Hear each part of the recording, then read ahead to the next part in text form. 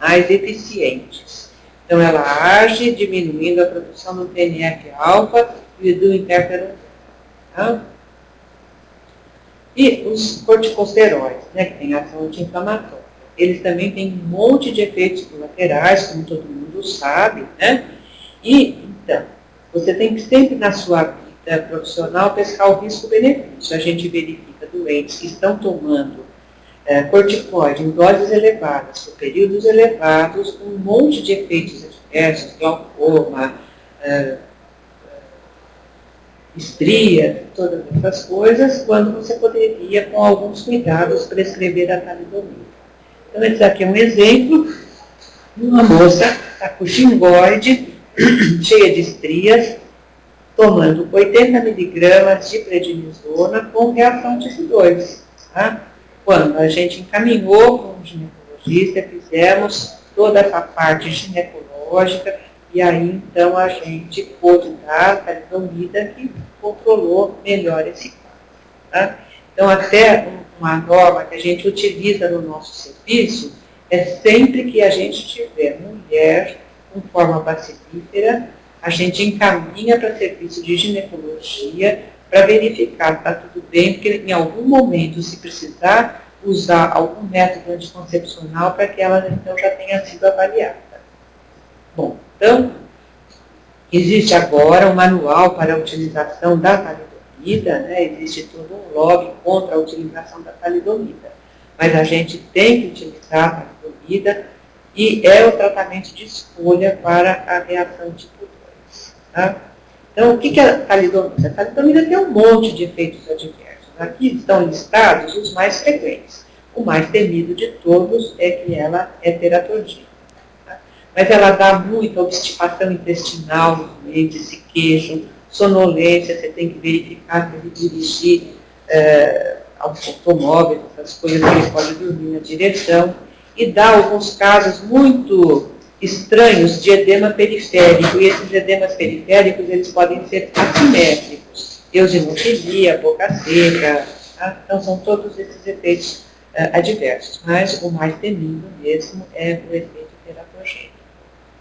Então, vamos lá. Antes da prescrição, tá? A gente já tinha feito até, isso aqui é uma coisa desatualizada, quando a talidomida era proibida para mulheres em idade fértil. Mas a gente já tinha feito uma consulta ao CRM do Estado de São Paulo, conversamos com uma ginecologista e a gente encaminha, então, todos os doentes em idade fértil para consulta e seguimento. É aquilo, né, a adoção de 2 métodos anticoncepcionais, sem número de barreira, e os casos que a gente tinha indicação, a gente encaminhou alguns casos para a bloqueadura tubaria. E a gente sempre manda que volte para que a gente saiba que a utilização da talidomida esteja sendo feita dentro desses critérios. Tá? Existem realmente alguns casos de focomelia, né, que é esse efeito teratogênico da talidomida. Então, existem, e hoje, até na bula da talidomida, recomenda-se que o homem que utiliza a talidomida faça uso de preservativo quando tenha contato sexual. Aí eu me interessei por perguntar para uma geneticista, parece que encontraram alguns traços de algum derivado da talidomida no sêmen. Mas eu nunca tive, né, antes dessa coisa da talidomida, eu nunca tive esse cuidado e nunca tive problemas. Mas, na realidade, esse caso, que o homem era doente, tomava talidomida, e a mulher teve um filho com focomelia, é porque ela tomava a medicação Pfizer. Eu, lá no Nordeste, não tenho certeza se foi no Pará, esses casos relatados, tá? E existe realmente esse risco e a gente tem que prestar bastante atenção para não correr essa fatalidade, tá? Então, aqui, olha, é para dispensação da talidomida, né? Então, essa resolução de março de 2011, que dispõe sobre o controle da talidomida e do medicamento que a contém. Isso você pode encontrar no Diário Oficial, né?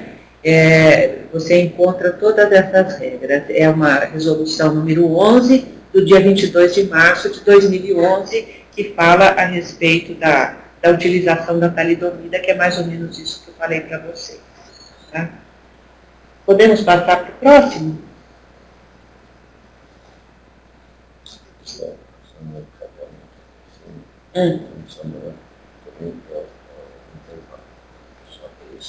Não interfere na nossa vida. Ele disse que os caras têm problema. Por isso que a energia para.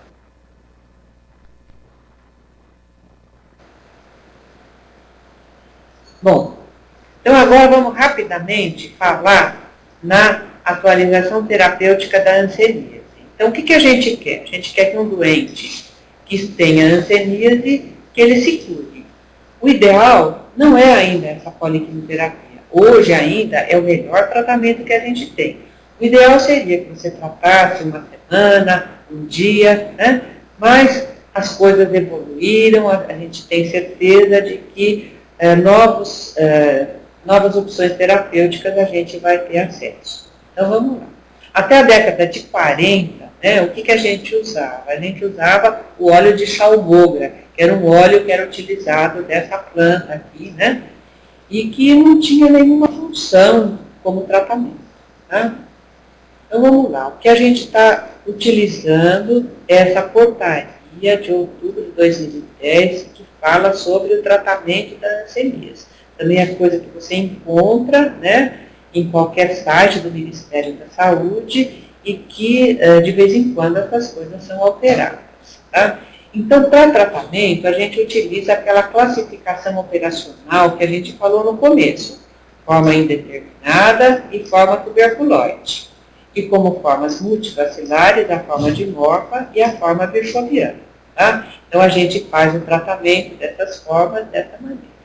Então, o que a gente utiliza? A gente utiliza esses blisters, né, que são utilizados para a forma multivacilar. A forma multivacilar, ela tem que o doente toma, na presença de um agente de saúde, 2 comprimidos de rifampicina de 300 miligramas, 100 comprimidos de 100 miligramas de clofazimina e 100 miligramas de dapsona.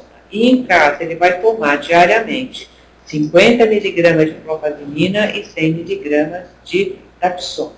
A gente depois vai ver esse esquema direitinho. E os paucivacilares, eles tomam 600 miligramas de rifampicina, 100 miligramas de dapsona e diariamente, né, auto-administrado, ele toma 100 miligramas de dapsona. Então, é importante verificar, porque às vezes o doente chega de outro estado, de outro local, ele fala que está tratando, aí se pergunta com o quê? Ele fala, se pergunta com a cartela, que cor é a cartela? Então, a cor, inclusive, ajuda a identificar qual dessas cartelas está sendo utilizada. Bom, então, isso daqui são coisas que a gente recomenda, né, mas que não estão lá na resolução do Ministério da Saúde. Mas como para qualquer doente, né, a gente sempre verifica esses exames todos, né, porque são importantes. Por que o hemograma? Porque quando vai tomar a dapsona, você sabe que a queda de até 2 gramas de hemoglobina é normal para quem utiliza a dapsona. Se você não tiver um controle antes, você não vai saber quanto caiu, a quanto caiu. Glicemia, por que é importante? Porque num momento qualquer da doença, ele pode precisar utilizar corticoide. Se ele já for diabético, ele vai ter que ter um controle maior da sua glicemia. Verificar se ele não tem alguma alteração renal, né? Alguma alteração hepática, tem muito doente que desconhece. Urina, se está tudo bem, para verificar também a função renal. Parasitológico de fezes, por quê? Se ele vai tomar corticoide, às vezes por períodos prolongados, não pode ter uma estrongiloidíase, pode ter algum outro verme, algum outro parasita, e que você vai ter que tratar. O G6PD. Né? Então, se você tiver a oportunidade, não é todo local onde esse exame é disponível. É importante, porque se ele tiver uma deficiência, ele vai ter uma hemólise bastante importante. Agora, não adianta depois que ocorreu a hemólise você fazer a dosagem do G6PD. Você tem que fazer antes. Tá? E outros exames, dependendo da anamnese, do exame físico desse doente, você vai pedir. Tá? Bom, então vamos lá rapidamente. Aquilo que eu mostrei é a cartela, né, do paucivacilar, Então, que ele vai tomar uma vez por mês a rifampicina e a sulfona, e em casa ele vai tomar a dapsona. Tá? Ele vai ter que tratar, vai ter que tomar uma dose por mês até no máximo em 9 meses. Tá? E em criança você tem que adequar a dose, tem cartelas até para criança, e depois desses 6 meses você vai dar alta por cura, né? Você faz um exame, faz a avaliação da incapacidade e você vai dar alta por cura. Isso não quer dizer que você vai mandar o seu doente embora. Você vai ter que explicar para ele, você vai ter que verificar se ele ficou com alguma incapacidade, ele vai ter que voltar e deixar aberto, que se ele tiver qualquer problema, que ele tenha essa possibilidade de estar voltando ao serviço para se orientar. Os multivacilares, né? Então ele vai tomar uma vez por mês 300 miligramas de clofazimina, 600 de rifampicina e 100 de dapsona. Em casa ele vai tomar 50 de clofazimina e 100 de dapsona. Criança, você também adequa a dose, né? E na 12ª dose, que isso deve ser até em 18 meses, você vai verificar se não existe mais atividade clínica. Se houver atividade clínica, você vai manter esse doente por mais um ciclo de 12 meses. Tá? Então, isso é importante. Por que é importante? Porque a gente sabe que esses doentes que começam com mais de 4 cruzes no índice baciloscópico são aqueles que têm uma maior possibilidade de recidivarem. Por quê? Porque não deu tempo, às vezes, do medicamento ter efeito. Então, no estado de São Paulo, existia anteriormente uma resolução que doentes com acima de 4 cruzes no início do tratamento fariam 24 doses. Tá? Bom, então, criança, você também vai adequar a dose. A hanseníase neural pura é aquela que não tem manifestação cutânea. Você vai classificar como falso ou multivacilar para você poder fazer o tratamento. E lembrar de tratar o dano neural. Se você tiver possibilidade de fazer o Mitsuda, você vai tratar, né? Mitsuda positivo vai tratar 6 meses e Mitsuda negativo você vai tratar 1 ano. Lembrar, importante, gravidez. Gravidez não é impedimento para você dar a poliquimioterapia. E lembrar que a rifampicina, ela pode interagir com os anticoncepcionais orais. Tá? Isso é importante, então sempre lembrar de verificar essa parte quando você for tratar de mulheres.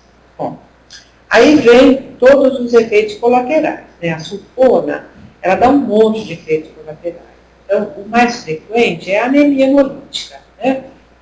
Ela pode dar problemas gástricos, hematopoiéticos, ela também pode dar uma neuropatia periférica, mas o mais grave de todos é essa síndrome da sulfona, que é uma síndrome mononucleose-like, felizmente ela é rara, mas ela existe, que parece mesmo uma mononucleose. E, então, isso normalmente começa a ocorrer após 1 mês de tratamento. Tá? Essa síndrome ela foi descrita quando esses pracinhas americanos foram para uma guerra qualquer e para prevenção de malária eles tomaram sulfona e morreram vários pracinhas americanos por causa dessa síndrome da sulfona, tanto que a americana tem muito medo de utilizar sulfona por causa desses antecedentes aí, tá? Mas não é um medicamento, e assim, na experiência clínica de quem é dermatologista, a impressão que a gente tem é que os efeitos colaterais da sulfona na hanseníase são muito menos frequentes do que quando a gente utiliza a sulfona para tratamento de outras doenças, tá?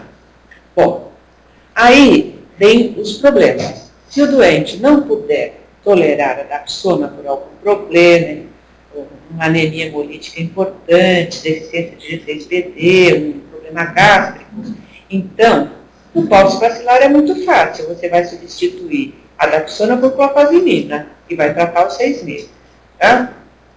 No multivacilar, aí já complica um pouquinho. Então, você vai utilizar a rifampicina e a clofazimina, só que, ao invés da dapsona, você vai usar doses diárias de ofloxacina ou minocyclina, uma vez por mês, e em casa ele vai tomar também, durante esses 12 meses, ofloxacina ou minocyclina. Então, você vai substituir a sulfona por ofloxacina ou minocyclina durante esses 12 meses. Tá? E a mesma coisa, se ele não tiver curado nesses 12 meses, você dá mais 12 doses de medicação. Bom, a clofazimina. A clofazimina é um corante que tem afinidade por gordura. O principal efeito colateral é a pigmentação, né? Então, aquela paciente que a gente viu anteriormente, a paciente virchoviana, isso aqui depois de 6 meses de tratamento, ela já estava toda pigmentada. Então, o que ocorre? Aquela célula de bicho tem aquele vacúolo que tem gordura. Então, a clofazimina vai diretamente nesse local e vai pigmentar a lesão. Você verifica que nesses casos multifaciais, o doente vai ficando mais pigmentado, mas as lesões vão desinfiltrando. A gente, principalmente, né, do ponto de vista cosmético, tem doentes que não aceitam, mas se você conversar direitinho, ele vai acabar aceitando. Nas formas que não são as formas multivacilares, você tem que tomar mais cuidado, principalmente com a parte da face, né? Porque é onde tem mais glândula sebácea, que ele pode pigmentar um pouco. Mas, o principal efeito colateral é obstipação, diarreia e dor abdominal. Quando a clofazimina começou a ser utilizada na década de 60 do século passado, alguns doentes eles tiveram um pseudo-ilho paralítico e foram submetidos a cirurgia, né? Mas a gente sabe que realmente pode dar obstipação intestinal, que é uma coisa importante. Bom, se esse doente então tiver uma intolerância à clofazimina, no pulso bacilar não tem necessidade, né? Porque ele não toma normalmente, mas no multivacilar, você então também vai substituir a clofazimina por ofloxacina ou minociclina, só que ele vai tomar isso diariamente e depois de 12 doses você pode dar alta. A rifampicina tem efeitos colaterais? Tem, ela pode dar, principalmente os efeitos colaterais da rifampicina na hanseníase são efeitos colaterais que ocorrem pelo fato das doses não serem diárias. Então, esse uso intermitente da clofazimina é que acaba fazendo com que ocorram fenômenos imunológicos, parece que ela funciona como um apiteno, e ela vai então dar efeitos colaterais. Tá? Ela vai dar uma coisa que se chama síndrome pseudogripal. Essa síndrome pseudogripal é como se fosse uma gripe sem os fenômenos de coriza, tosse, essas coisas. Se não puder dar rifampicina, aí o nosso problema é maior, porque você vai dar dapsona e ofloxacina nos falcivacilares, e ele também vai tomar dapsona e ofloxacina ou minociclina 6 meses. Nos multivacilares, você vai ter que dar dapsona, clofazimina, ofloxacina ou minociclina, e aí ele também vai continuar tomando isso daí por 12 meses.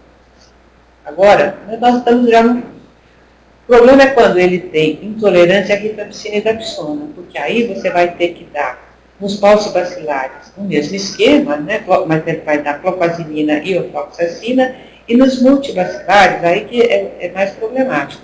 Durante os 6 primeiros meses ele toma clofazimina, ofloxacina e minociclina, e mais 18 meses de clofazimina, ofloxacina e minociclina, e diariamente ele vai tomar clofazimina, ofloxacina e minociclina durante 24 meses. Tá? Então é um tratamento, mas felizmente a gente não tem desses casos com frequência. Em situações extremas, principalmente doentes que recidivaram após aquela monoterapia sulfônica e que são já bastante idosos e que se negam a tratar, a gente faz esse esquema que a gente chama de combo. Então a gente dá mensalmente rifampicina, ofloxacina e minociclina, uma dose por mês. Tá? Para os falcivacilares 6 meses, mas é mais difícil. E para os multivacilares, né, que são aqueles velhinhos que se negam a tomar outras medicações, a gente dá esse tipo de tratamento. Tá? Aí você tem que alternar, você tem que ter cuidado com o uso desses antibióticos, né? Porque você não vai usar minociclina em criança, né? E não, né? Bom, é isso aqui que eu vou pular, que são alguns trabalhos. Então vou falar rapidamente disso daqui. Em relação, são vários trabalhos de revisão bastante interessantes. Para a prevenção da hanseníase, você pode fazer imunoprofilaxia. A imunoprofilaxia você pode fazer com BCG. BCG dá um pouco de proteção, os dados variam de país a país. E chegaram à conclusão que a segunda dose do BCG adiciona pouca proteção, então não seria necessário